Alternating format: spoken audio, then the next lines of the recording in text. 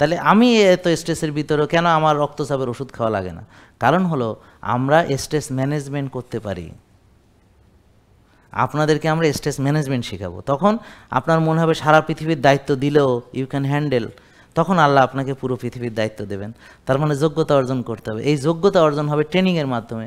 সুস্থ খাওয়া, শক্তি চর্চা, মাথা ঠান্ডা রাখার চর্চা, হ্যাঁ, রোদে যাওয়ার চর্চা, ঘাসে হাঁটার চর্চা, এগুলো করার ফলে আপনার ক্যাপাসিটি বিল্ডিং হবে, দ্রুত সিদ্ধান্ত নেওয়ার ক্ষমতা হবে, হ্যাঁ, মানুষের ভিতরের কথা বোঝার ক্ষমতা হবে, কে কী ভাবতেছে সেটা বোঝার ক্ষমতা হবে, ইত্যাদি ইত্যাদি ইত্যাদি। যার ফলে কী হবে, আপনি হাজার হাজার মানুষ হ্যান্ডেল করতে পারবেন, লাখ লাখ মানুষ আপনি হ্যান্ডেল করতে পারবেন। তো লাখ লাখ মানুষ, কোটি কোটি মানুষ হ্যান্ডেল করতে না পারলে তো আপনার নেতা দেবে না আল্লাহ, নেতৃত্ব কেড়ে নেবে। বুঝতে পারছেন না?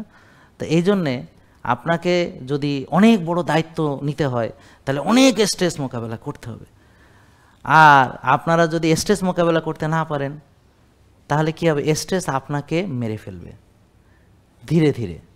এই যে প্রেশার বাড়বে, ডায়াবেটিস বাড়বে, আস্তে আস্তে লিভার সিরোসিস, ধীরে ধীরে আর কি, ফ্যাটি লিভার গ্রেড 1, 2, 3, 4 সিরোসিস, এইভাবে।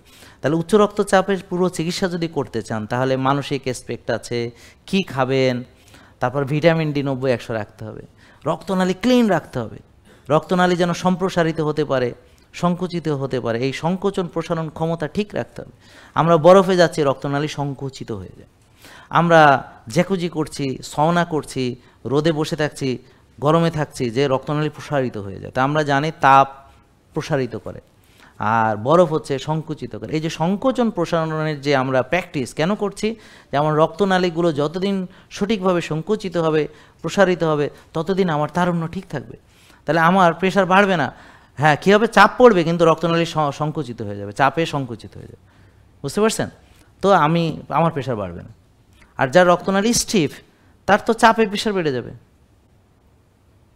সে তো স্ট্রেস হ্যান্ডেল করতে পারবে না।